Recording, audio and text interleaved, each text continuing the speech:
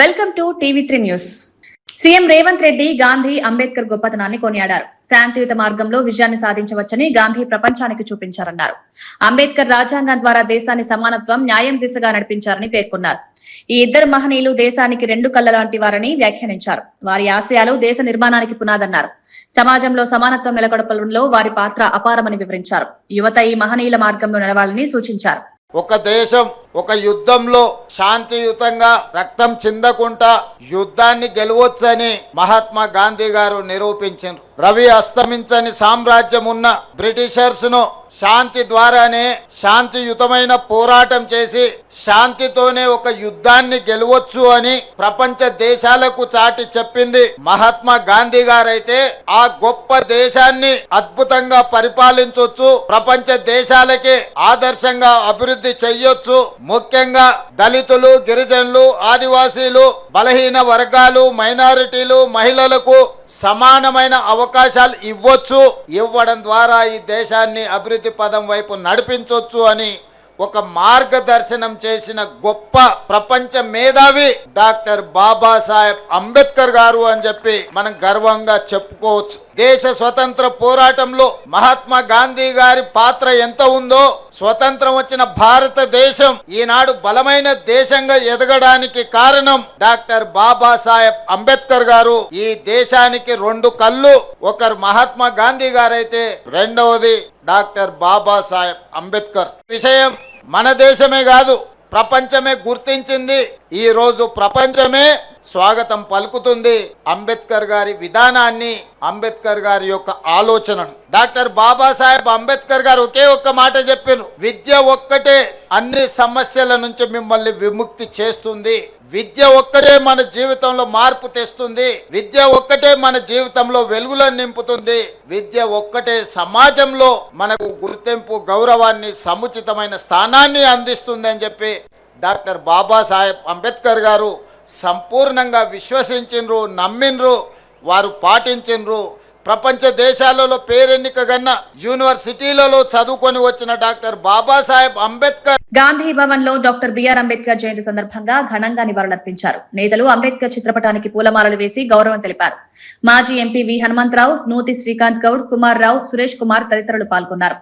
అంబేద్కర్ రాజ్యాంగం ద్వారా దేశానికి సమానత్వం తీసుకొచ్చారని పేర్కొన్నారు. బడుగు బలహీన వర్గాల అభ్యున్నతికి ఆయన చేసిన సేవలను కొనియాడారు.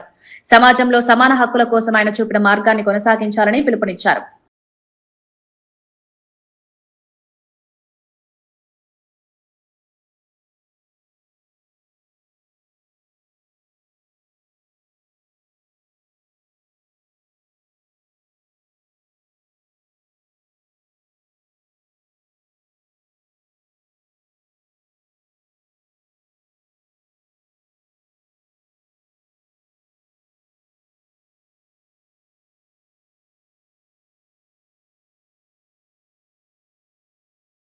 మంత్రి సీతక్క అంబేద్కర్ జయంతి సందర్భంగా కీలక సందేశం ఇచ్చారు. అంబేద్కర్ రాజ్యాంగం ద్వారా ప్రతి పౌరుడికి హక్కులు కల్పించారని తెలిపారు.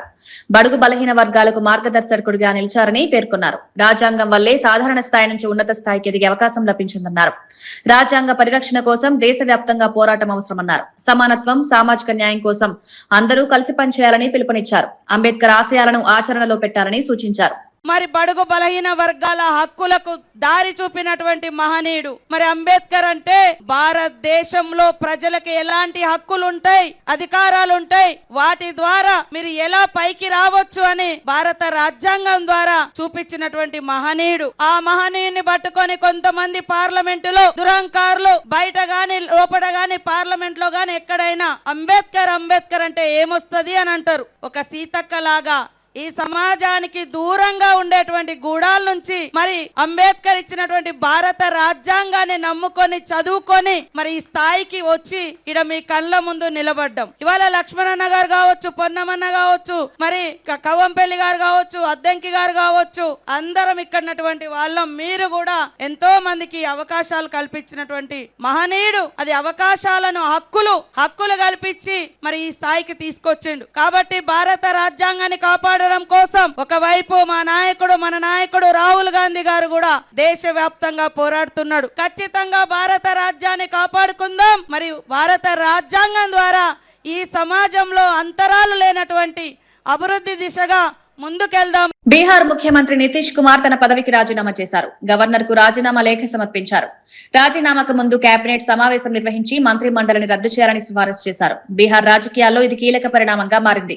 నితీష్ కుమార్ దీర్ఘకాలం ముఖ్యమంత్రిగా పనిచేసిన రికార్డు సృష్టించారు. ఆయన రాజీనామాతో రాష్ట్ర రాజకీయాల్లో అనిశ్చితి నెలకొంది. తదుపరి ప్రభుత్వ ఏర్పాటుపై చర్చలు ప్రారంభమయ్యాయి. రాజకీయ సమీకరణాలు మారే అవకాశం ఉంది. ఈ పరిణామం జాతీయ స్థాయిలో కూడా చర్చనీయాంశమైంది.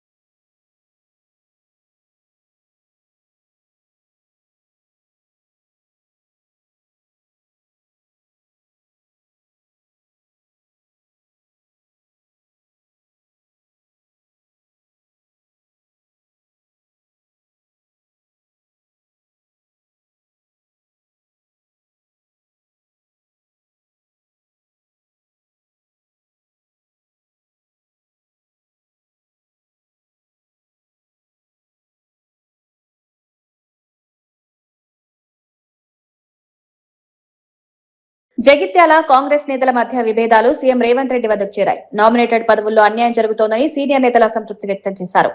మంత్రి అడ్లూరి సహకారంతో సీఎం అపాయింట్మెంట్ తీసుకున్నారు. సుమారు 70 మంది నేతలు హైదరాబాద్ కు బయలుదేరారు. ఒక బస్సు 3 కారులో ప్రయాణం చేశారు. సాయంత్రం సీఎంతో భేటీ కానున్నారు. ఈ సమావేశంలో సమస్యలకు పరిష్కారం లభిస్తుందా అనే ఆసక్తి నెలకొంది.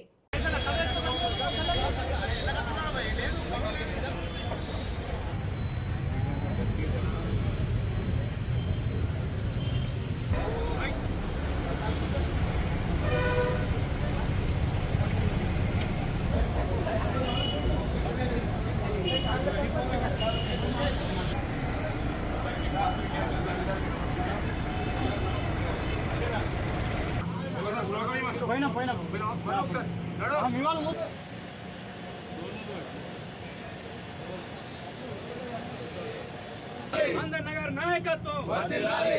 ఐ కాంగ్రెస్ జై జై కాంగ్రెస్ ఐ కాంగ్రెస్ జై జై కాంగ్రెస్.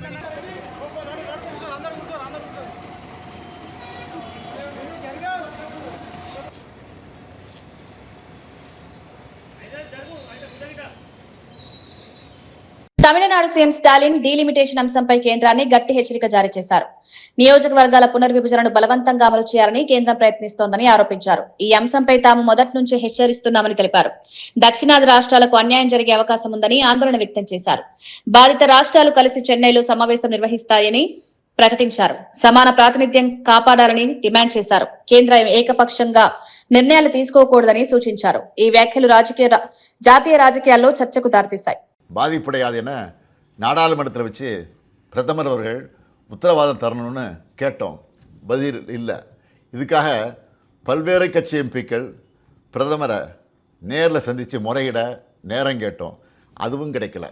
இப்படி நாம் சொன்ன எதையும் அவங்க காதில் வாங்காமல் திமுக மட்டுமல்ல, எந்த கட்சியோடவும் எந்த மாநிலத்தோடவும் எந்த ஆலோசனை நடத்தாமல் அவங்க இஷ்டத்துக்கு பண்ண பார்க்குறாங்க. தமிழ்நாடு ஸ்தம்பிக்கும். தமிழ்நாடு தனது எதிர்ப்பை கடுமையாக காட்டும். ஒவ்வொரு குடும்பமும் தெருவில் வந்து உட்காருவோம். தமிழ்நாடு முதலமைச்சராக இருக்கிற என்னுடைய தலைமையிலேயே மிகப்பெரிய போராட்டம் நடத்துவோம். இது தேர்தல் காலம்தான். இவங்க கவனம் அதில் தான் இருக்கும். நாம் டெல்லியில் சைலண்ட்டாக தமிழ்நாட்டோட தொகுதி மறுவரையை பண்ணிடலாம்னு மட்டும் நினைக்கவே நினைக்காதீங்க. சொல்கிறேன்னா தமிழ்நாட்டு முதலமைச்சர் மட்டும் இல்லை, திராவிட முன்னேற்ற கழகம் என்னும் பேரியக்கத்தின் தலைவர். நீங்கள் இதுவரை பார்க்காத தமிழ்நாட்டை பார்க்க வேண்டியிருக்கும். 50, 60களில் பார்த்த பழைய திமுகவை இந்தியா திரும்பவும் பார்க்க வேண்டியிருக்கும். இவன் என்ன மிரட்டுகிறான்னு நினைக்காதீங்க. நான் உங்களை எச்சரிக்கிறேன். நீங்கள் அதை மிரட்டல்னு நினச்சாலும் எங்களுக்கு கவலை இல்லை. ஆம், தமிழ்நாட்டிலிருந்து அனுப்பி வைக்கப்படும் எச்சரிக்கை இது. அண்ணல் அம்பேத்கர் அவர்களின் பிறந்தநாளில் அவர் மேல் ஆணையாக சொல்கிறேன், தமிழ்நாடு பாதிக்கப்பட்டால் இந்தியாவையே திரும்பி பார்க்க வச்சுடுவோம். மாண்புமிகு பிரதமர் மோடி அவர்களே, மீண்டும் சொல்கிறேன், இது தமிழ்நாட்டிலிருந்து உங்களை நோக்கி விடுக்கப்படக்கூடிய இறுதி எச்சரிக்கை. Tamil Nadu will fight, Tamil Nadu will win, Tamil Nadu. BRS working president KTR కీలక ప్రకటన చేశారు. ఏప్రిల్ 20న జగిత్యాలలో జరిగే భారీ బహిరంగ సభకు కేసీఆర్ హాజరవుతారని తెలిపారు. ఈ సభను విజయవంతం చేయడానికి పార్టీ శ్రేణులు సిద్ధమవుతున్నారని తెలిపారు. కాంగ్రెస్ ప్రభుత్వం ఇచ్చిన హామీలను నెరవేర్చలేదని విమర్శించారు. ప్రజా సమస్యలపై పోరాటం కొనసాగిస్తామని హెచ్చరించారు. ఈ సభతో రాష్ట్ర రాజకీయాల్లో కొత్త దశ ప్రారంభమవుతుందని పేర్కొన్నారు. భారీగా జన సమ్మేళనం జరగనుందని అంచనా వేశారు. ఏప్రిల్ 27 తర్వాత, ఏప్రిల్ 27 నాడు మన పార్టీ ఆవిర్భావ దినోత్సవం ఉన్నది. ఏప్రిల్ 20 నాడు మన నాయకుడు కేసీఆర్ గారు జగిత్యాలలో జరిగే బహిరంగ సభకు హాజరు కాబోతా ఉన్నారు. కాబట్టి ఈ రెండు కార్యక్రమాలు అయిన తర్వాత మే జూన్ నెలలో నేను పెద్దలు ఈశ్వర్ గారిని, ఆర్ఎస్ ప్రవీణ్ గారిని కోరుతా ఉన్నా, అట్లాగే మా సోదరులందరినీ కోరుతా ఉన్నా, ముందుగా ఎస్సీ ఎస్టీలతోనే ప్రారంభం చేద్దాం ఎక్కడో దగ్గర. అట్లాగే ఆ డిక్లరేషన్లు వీళ్ళు ప్రకటించిన రోజు కూడా మనం తప్పకుండా ప్రజలకు గుర్తు చేయాల్సిన అవసరం ఉంది. కామారెడ్డి డిక్లరేషన్, చేవెళ్ళ డిక్లరేషన్, మహిళా డిక్లరేషన్ ఏదైతే చేసినారో, వరంగల్లో రైతు డిక్లరేషన్, యువజన డిక్లరేషన్ హైదరాబాద్లో, విద్యార్థి డిక్లరేషన్ ఇక్కడే, మహిళా డిక్లరేషన్, ఒక్కొక్క వర్గానికి సంబంధించి కాంగ్రెస్ చేసిన ప్రామిస్ల మీద మనం కూడా అంతే పకడ్బందీగా అవసరమైతే అదే స్థలంలో అదే పట్టణంలో బ్రహ్మాండమైన బహిరంగ సభలతో పాటు జాగృతం చేసే విధంగా ఈ 2 ఏళ్ల కార్యాచరణ రూపొందించుకుందాం. తప్పకుండా నాకైతే విశ్వాసం ఉంది. ఎంపీ ఈటెల రాజేందర్ అంబేద్కర్ జయంతి సందర్భంగా ఆయన గొప్పతనాన్ని కొనియాడారు. అంబేద్కర్ అణగారిన వర్గాల హక్కుల కోసం జీవితాంతం పోరాడిన మహానుభావుడని పేర్కొన్నారు. రాజ్యాంగం వల్లే మనం ఈ రోజు స్వేచ్ఛగా జీవిస్తున్నామని తెలిపారు. సమానత్వం కోసం ఆయన చేసిన కృషి చిరస్మరణీయమన్నారు. అంబేద్కర్ ఆశయాలను కొనసాగించాలని పిలుపునిచ్చారు. సమాజంలో సమాన హక్కులు సాధించడానికి ఆయన మార్గదర్శకత్వం అవసరమని అన్నారు. కొన్ని సంవత్సరాల కాలం పాటు అంబేద్కర్ గారు కేవలం ఒక వర్గానికి సంబంధించిన చెప్పి సంకుచితంగా మాట్లాడే ప్రయత్నం చేసిండ్రు. కానీ ఆయన అనగారిన వర్గాల కోసం జీవితాంతం పోరాడమే యోధులుగా వాళ్ళ హక్కులు కాపాడంలో ఆయన చేసినటువంటి కృషి ఈ అనగారిన వర్గాల జాతులకు రాజ్యాంగంలో బాధ్యత ఏ సేఫ్ గార్డ్స్ అయితే పెట్టిండో దాని వలన ఇవాళ మనం ఈ స్థాయిలో మనం స్వేచ్ఛగా జీవించి స్వేచ్ఛగా మాట్లాడగలిగి ఇవాళ వీళ్ళకు ఒక సేఫ్ గార్డ్ ఉండే పరిస్థితి వచ్చింది. మీ అందరికీ నేను ఒకటే విజ్ఞప్తి చేస్తున్నాం, కొద్దిమంది మాత్రమే మరణించి కూడా జీవిస్తారు. మరణించి ప్రజల హృదయాల్లో చిరస్థాయిగా నిలిచిన మహనీయుడు ఇలా అంబేద్కర్ గారు మాత్రమే. ప్రపంచం మొత్తంలో ఇన్ని విగ్రహాలు ఇంత గొప్పగా గ్రామాల నుంచి మొదలుపెట్టి పట్టాల వరకు కోట్లాది మంది ప్రజలు అంబేద్కర్ గారి జయంతి ఉత్సవాలు కానీ వారి వర్ధంతి సభలు కానీ చేస్తూ. మాజీ మంత్రి హరీష్ రావు యువతకు కీలక సూచనలు చేశారు. అంబేద్కర్ ను స్ఫూర్తిగా తీసుకుని చదువులో రాణించాలని సూచించారు. వ్యసనాలకు దూరంగా ఉండాలని హెచ్చరించారు. ఆన్లైన్ గేమ్స్ కారణంగా యువత నష్టపోతున్నారని ఆందోళన వ్యక్తం చేశారు. లక్షల కుటుంబాలు కోల్పోయి కుటుంబాలను ఇబ్బందులు నెట్టకూడదన్నారు. కష్టపడి చదివి ఉన్నత స్థానాలకు చేరాలని పిలుపునిచ్చారు. సమాజానికి ఉపయోగపడేలా యువత ముందుకు రావాలని సూచించారు. ముఖ్యంగా యువత బాగా చదవండి, చదువు మీ జీవితాన్ని మారుస్తుంది. ఈ వ్యసనాలకు దూరంగా ఉండండి. ఈ మధ్యకాలంలో కొన్ని గుడుంబ గంజాయి లాంటి గ్రామాల్లో స్టార్ట్ అవుతా ఉన్నాయి. అలాంటి వ్యసనాలకు లోనైతే జీవితం నాశనం అయిపోతుంది. దయచేసి డ్రగ్స్ కానీ ఇలాంటి చెడు అలవాట్లకు దూరంగా ఉండండి, చదువుకోండి. ఈ ఆన్లైన్ గేములు ఆడి తల్లిదండ్రులను ఇబ్బంది పెట్టకండి. కొంతమంది యువత ఆన్లైన్ గేములు ఆడి లక్షల రూపాయలు పొడగొట్టే పాపం తల్లిదండ్రులు ఉన్న భూమి జాగా ఇల్లు అమ్ముకునే పరిస్థితి వస్తుంది. ఎవడు ఏ ఆన్లైన్ గేమ్ మనకు పైసలు ఇయ్యది. మనను గుంజుకోవడం, మనం దోసుకోవడం తప్ప ఆ గేమ్ ఆడి పైసలు సంపాదిస్తామంటే అది మూర్ఖత్వమే. మనం సంపాదించడానికి వాడు గేమ్ పెడతాడా? మనం దోసుకోనికి పెడతాడు వాడు. అందువల్ల యువత దయచేసి ఈ ఆన్లైన్ గేములు ఆడకండి, డ్రగ్స్ లాంటి వ్యసనాలకు దూరంగా ఉండండి. అంబేద్కర్ను స్ఫూర్తిగా తీసుకోండి. అంబేద్కర్ జయంతి సందర్భంగా ప్రమాణం చేసి మంచి చదువుల కోసం, మంచి సమాజం కోసం, అంబేద్కర్ స్ఫూర్తి కోసం అంకితమయ్యే విధంగా ప్రతిజ్ఞ చేసి ముందుకు సాగాలని చెప్పి యువతకు పిలుపునిస్తూ మరి ఈరోజు ఇంత మంచి కార్యక్రమాన్ని ఏర్పాటు చేసిన మా బైండ్ల సాయిలు గారిని, వారి కుటుంబాన్ని, సహకరించిన ప్రతి ఒక్కరికి నా హృదయపూర్వక అభినందనలు తెలియజేస్తూ జై. మంత్రి శ్రీధర్ బాబు ఎమ్మెల్యే మక్కాన్ సింగ్ వ్యాఖ్యలపై మరోసారి స్పష్టతనిచ్చారు. ఆయన శాంతిని కోరుకునే వ్యక్తి అని తెలిపారు. కార్యకర్తలకు ధైర్యం చెప్పే క్రమంలోనే ఈ వ్యాఖ్యలు చేశారని పేర్కొన్నారు. ఎవరైనా రెచ్చగొడితే ఎలాగే మాట్లాడతారని ఖండిస్తామని స్పష్టం చేశారు. సమాజంలో శాంతి భద్రతలు కాపాడడం ముఖ్యమన్నారు.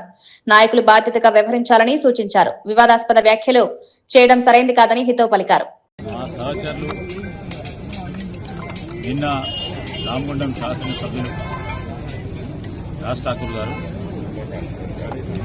మరి అక్కడ ఉన్న కొంతమంది కార్యకర్తలను ఇక్కడ చాలా మంది బెదిరిస్తా ఉన్నారని చెప్పిన నేపథ్యంలో దానికి సంబంధించి నేను మాటలు చెప్పడం జరిగింది. కానీ రాజ్ ఠాకూర్ గారి ఆలోచన విధానం కానీ శాంతికి భంగపట్టే కార్యక్రమం చేయొద్దనే ఉంటుంది. కానీ అనేక సందర్భాల్లో భయభ్రాంతులను చేసినప్పుడు పక్కనున్న అక్కడున్న సోదరులు వారి వారి బాధలు చెప్పినప్పుడు వారు జిల్లా కాంగ్రెస్ అధ్యక్షులుగా ఆ విధమైన స్పందన కనబడ్డది. మేము ఎవరు చేసినా, ఎవరు ఆ విధమైన ఆలోచనలతో చేసినప్పటికీ